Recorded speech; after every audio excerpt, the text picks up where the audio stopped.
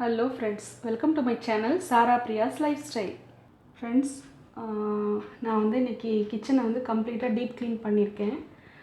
எல்லாம் மருந்தெல்லாம் ஸ்ப்ரே பண்ணி தொடச்சி எடுத்திருக்கேன். எனக்கு ஆக்சுவலாக வந்து 2 hours ஆச்சு எல்லாம் முடிக்கிறதுக்கு.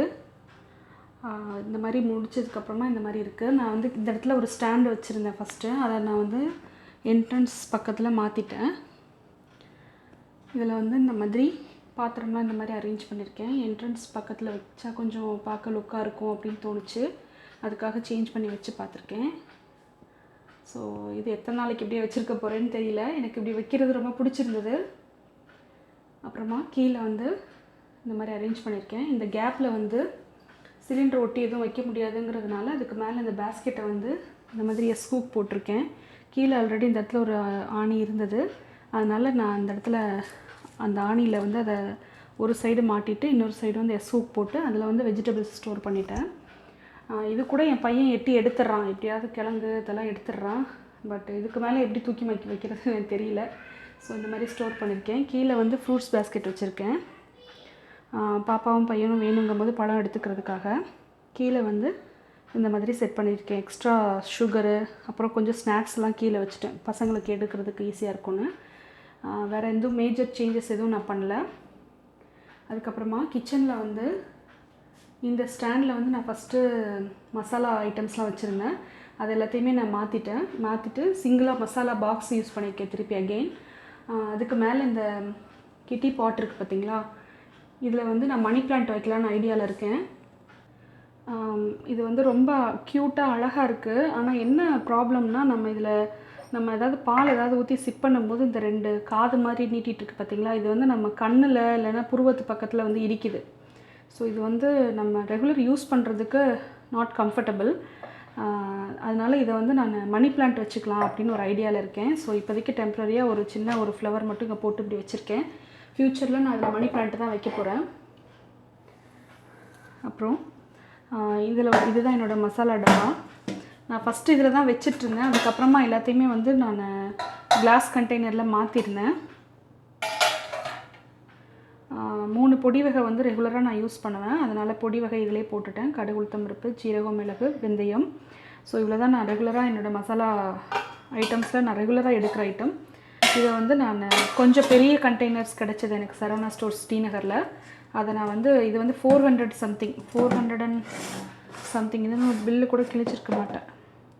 401 ரூபா இந்த பாக்ஸு. இந்த பார்த்திங்கன்னா தெரியும், 401 ரூபா இந்த பாக்ஸு சரவணா ஸ்டோர்ஸ் ஸ்ரீநகரில். ஸோ அதை அப்படியே வச்சுருக்கேன் நான் இன்னும். இதில் வந்து ஆயில் டிஃபால்ட்டு தான், வேறு எதுவுமே நான் அதில் ஃபுல்லாக க்ளீன் பண்ணியிருக்கேன். சிம்னியெல்லாம் பார்த்திங்கன்னா மிஸ்டர் மசில் இருக்குது பார்த்திங்களா, அதை ஸ்ப்ரே பண்ணி தொடச்சேன். க்ளீனாக போயிடுச்சு. ஸோ லைட்டாக ஸ்ப்ரே பண்ணி ஒரு கிளாத்து போட்டு தொடச்சாலே க்ளீன் ஆகிடுது. அப்புறம் இதில் வந்து பார்த்திங்கன்னா என்னோடய ரெகுலராக டீ குடிக்கிற கப்ஸு. இது அமேசானில் வாங்கினேன், எனக்கு ரொம்ப பிடிச்சிருந்ததுனால வாங்கினேன். இது வந்து இதில் வந்து என்னோடய ஹோல் கரம் மசாலாலாம் நான் அதில் வந்து ஸ்டோர் பண்ணிட்டேன், இந்த ஒரே ஒரு ஷெல்ஃபில் மட்டுமே. அப்புறம் மேலே வந்து பார்த்திங்கன்னா என்னோடய லஸ்ஸி கப்பு அதெல்லாம் வச்சுருக்கேன். கீழே வந்து மேஜராக நான் எந்த சேஞ்சஸுமே பண்ணல. இந்த மசாலா ஐட்டம்ஸ் மட்டும்தான் கொஞ்சம் நான் மாற்றினேன். நம்ம என்ன தான் சிம்னி யூஸ் பண்ணாலுமே வந்து நம்ம இந்த மசாலாலாம் பக்கத்தில் வைக்கும்போது நிறைய ஆயில் வந்து மேலெல்லாம் ஸ்ப்ரெட் ஆகுது. அதனாலேயே நான் அதை வந்து மாற்றிட்டேன். அப்புறம் இது வந்து ஒரு சின்ன ட்ரேயில் வந்து பெருங்காயமும் அந்த சால்ட் ஷேக்கர் மட்டும் வச்சுருக்கேன். இதில் வந்து நல்லெண்ணெய், கடலெண்ணெய் யூசேஜுக்கு ரெகுலர் யூசேஜுக்கு வச்சுருக்கேன். இது வந்து பார்த்திங்கன்னா லைட்ரு ஹோல்டரும் இதில் போட்டாச்சு. ஸோ லைட்ரு வந்து கீழே தேட வேண்டிய அவசியம் இல்லை. இதில் வந்து சுடு தண்ணி காய்ச்சிட்டு டிகாஷன் போட்டு வச்சாச்சு, அவ்வளோதான். இதில் வந்து பார்த்திங்கன்னா கிச்சன் மேடையில் நான் குக் பண்ணுறது வந்து டாப்பில் கீழே அந்த மாதிரி அரேஞ்ச் பண்ணிடுவேன். எனக்கு ஸ்பேஸ் கொஞ்சம் இடம் கம்ஃபர்டபுளாக இருக்குது. அப்புறம் கீழே வந்து பார்த்திங்கன்னா இந்த மாதிரி ஒரு ப்ரஷ்ஷை வந்து சொருகி வச்சுருக்கேன். ஏன்னா என் பையன் வந்து ஓப்பன் பண்ணி ஃபுல்லாக இழுத்து கீழே போடுறான். அதனால் உள்ளே வந்து செட்டிங்ஸை வந்து கொஞ்சம் மாற்றிட்டேன். ஒரு உட்டன் ஸ்டூல் சும்மாவே இருந்தது, அதில் வந்து இந்த மாதிரி மேலே வந்து உப்பு புளி 2 வச்சுட்டேன். உப்பு வந்து நமக்கு எவ்வளோக்கு எவ்வளோ குனிஞ்சு எடுக்கிற மாதிரி தனியாக வச்சுருக்கோமோ அவ்வளோ நல்லதுன்னு சொன்னாங்க. ஸோ அதனால் நான் உப்பை இங்கே மாற்றிட்டேன். கல் உப்பு, தூள் உப்பு. இதில் புளி வச்சாச்சு. இதில் வந்து நம்ம யூஸ் பண்ணாத உட்டன் கரண்டி இதெல்லாம் போட்டு வச்சுட்டேன். இதில் வந்து பார்த்திங்கன்னா பிளாஸ்டிக் பவுல்ஸ், ரெகுலராக யூஸ் பண்ணுற பவுல்ஸை மாற்றிட்டேன். அவ்வளோதான். கீழே வந்து நான் இது மட்டும்தான் சேஞ்ச் பண்ணேன். இதை நம்ம இந்த மாதிரி போட்டு வைக்கல அப்படின்னா கண்டிப்பாக இது இப்படி தான் போடணுங்கிறத என் பையன் இன்னும் கவனிச்சாருன்னா கண்டிப்பாக அதையும் தூக்கி விசிறி அடிச்சிருவான். ஸோ இது எத்தனை நாளைக்கு தாக்கு பிடிக்க போகுதுன்னு தெரியல. அப்புறம் இந்த சைடு வந்து 2 ஸ்டாண்டுமே வந்து தனித்தனியாக வச்சுருந்தேன். அது கொஞ்சம் எனக்கு ஒரே மாதிரி இருக்கிற மாதிரி இருந்ததுனால நான் 2யும் தனித்தனியாக ஸ்ப்ளிட் பண்ணி வச்சுருக்கேன். இதில் வந்து பார்த்திங்கன்னா கறித்துணி வாஷ் பண்ணி எடுத்து வச்சுருக்கிறது தான் இருக்குது. இதில் ஆஸ் யூஷுவல் எக்ஸ்ட்ரா க்ராசரிஸு, ஓப்பன் பண்ண பேக்கிங் ஒரு சைடு, ஓப்பன் பண்ணாத பேக்கிங்லாம் ஒரு சைடு, அந்த மாதிரி தான் போட்டு வச்சுருப்பேன். இது வந்து சில பேர் கேட்டிருந்தாங்க. என்னோடய பழைய கிச்சன் டூர் இதில் வந்து நான் டிஸ்கிரிப்ஷனில் கொடுத்துருப்பேன் லிங்க்கு, செக் பண்ணி பாருங்கள். கீழே வந்து நான் எடுக்காத எக்ஸ்ட்ரா க்ராசரிஸ்லாம் போட்டு வச்சாச்சு. டாப்பில் வந்து இந்த மாதிரி இந்த கபோர்டுக்குள்ளே இந்த மாதிரி அரேஞ்ச் பண்ணியிருக்கேன். இதில் வந்து பாஸ்மதி ரைஸு, அப்புறம் சீரக சம்பா ரைஸ் வந்து மேலே ஸ்டோர் பண்ணியிருக்கேன். பின்னாடி இருக்கிறது வந்து இட்லி அரிசி, ரொம்ப ரேராக தான் எடுப்பேன், அதனால் அது பின்னாடி வச்சாச்சு. இதெல்லாம் என்னுடைய கிளாஸ்வேர் கலெக்ஷன்ஸு. இது வந்து என்னோடய ஃபேவரட் ஸ்பாட். இது எனக்கு ரொம்ப பிடிக்கும். ஸோ இது எல்லாமே வந்து எனக்கு ரொம்ப பிடிச்சதுனால ஒன்று ஒரு டைமில் வாங்கினது. இப்போ தான் இதுதான் ரீசெண்டாக வாங்கினது, சூப் பவுல்னு சொல்லிட்டு வாங்கினேன். எனக்கு ரொம்ப பிடிச்சிருந்தது. இதெல்லாம் பார்த்திங்கன்னா ரீசனபிள் தான், 99 ருபீஸ் அந்த மாதிரி வாங்கினது இதெல்லாம் பிக் பாஸ்கெட்டில். ஸோ 99 ருபீஸ்லாம் எனக்கு இது ஒர்த்துன்னு தோணுச்சு. அப்போ ஆஃபரில் இருந்ததுனால நான் அப்படியே வாங்கிட்டேன்.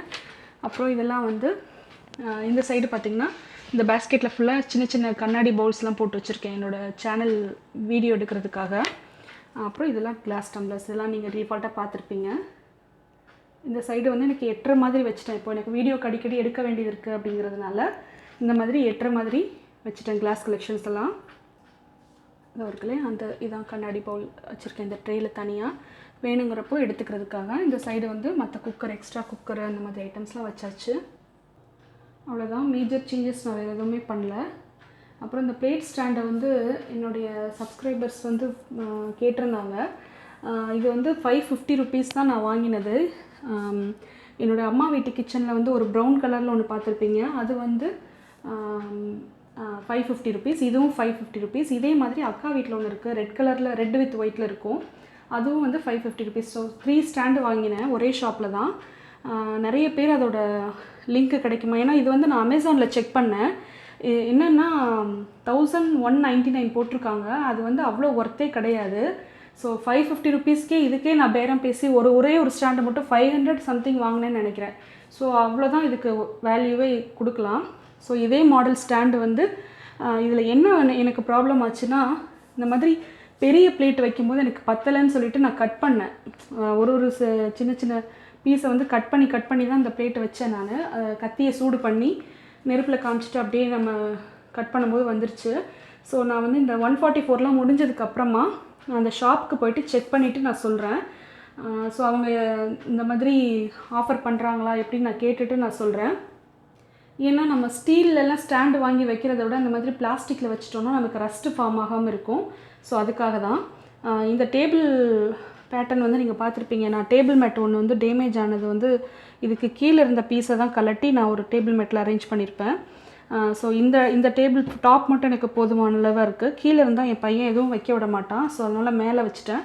இந்த இடத்த வந்து நான் இப்போ ஒர்க் ஸ்பேஸாக யூஸ் பண்ணிகிட்ருக்கேன். ஸோ என்னோடய சாப்பிங் போர்டு, உட்டன் போர்டு இங்கே தான் இருக்கும். அவ்வளோதான். இதில் வந்து பார்த்திங்கன்னா வேறு எந்த மேஜர் சேஞ்சஸுமே நான் பண்ணல. எல்லாத்தையுமே வந்து நம்ம மருந்து ஸ்ப்ரே பண்ணி நான் க்ளீன் பண்ணேன். என்னோடய பேண்ட்ரியில் ஆஸ் யூஷுவல் இதே மாதிரி தான் இருக்குது. ஸோ இந்த கிளாஸ் கண்டெய்னர்ஸை மட்டும் உள்ளே கொண்டு வந்துட்டேன். ஸோ வேறு எதுவும் பண்ணல. அப்புறம் நான் ரீசெண்டாக வாங்கினதில் இந்த கத்தி வந்து நான் அன்பாக்சிங் பண்ணும்போது எடுக்கணும்னு நினச்சேன், எடுக்கவே முடியல. இந்த 3 கத்தி வந்தது செட்டாக. ரொம்ப ரொம்ப யூஸ்ஃபுல்லாக இருக்குது. அவ்வளோ ஷார்ப்பாக இருக்குது. பிஜிஎன் பிராண்ட் இது. நம்ம அந்த கட்டர் போர்டு வந்து இது நைஃப் செட்டு வாங்கினேன் இல்லையா, அதில் இருக்கிறத விட எனக்கு இது வந்து அப்படியே நம்ம பயங்கர ஷார்ப்பாக இருக்குது.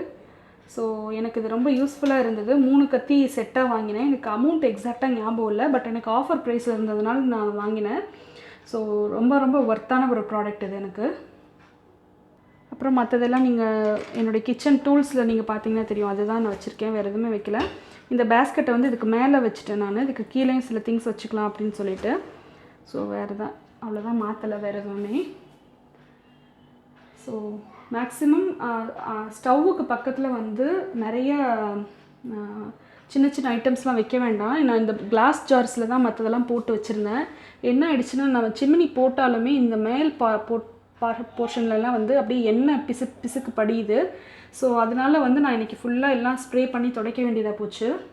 ஸோ நான் டோட்டலாக டீப் க்ளீன் பண்ணுறதுக்கு இந்த ப்ராடக்ட்டு தான் நான் யூஸ் பண்ணேன். இது வந்து கிச்சன் கிளீனர் ஸ்ப்ரேன்னு போட்டிருந்தது. இது வந்து நான் 2வது பாட்டில் நான் யூஸ் பண்ணுறேன். டெய்லி நைட்டு வந்து நான் இதை ஸ்ப்ரே பண்ணி துடைச்சிருவேன். இதுக்கு முன்னாடி வந்து நான் DIY லிக்விட் ரெடி பண்ணியிருந்தேன். எனக்கு அதை விட இது கொஞ்சம் நல்லா இருக்கிற மாதிரி தோணுச்சு.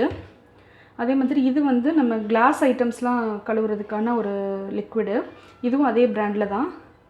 அப்புறம் இது வந்து நம்ம இந்த காக்ரோச்சுக்காக ஸ்பெசிஃபிக்காக இந்த மருந்து கொடுத்துருக்காங்க. ஸ்மெல் வந்து கொஞ்சம் ஆக்வர்டாக தான் இருக்குது, பட் வேறு வழி இல்லை. இந்த சீசன் டைமில் வந்து ரொம்ப சின்ன சின்ன காக்ரோச் நிறைய வர ஆரம்பிக்குது. ஸோ இதை வந்து நம்ம இந்த கார்னர்லாம் ஸ்ப்ரே பண்ணிட்டோம்னா ரொம்ப நல்லது. மேக்ஸிமம் இந்த லிக்விட்ஸ் எல்லாம் குழந்தைங்களுடைய கைக்கு எட்டாத மாதிரி வைங்க.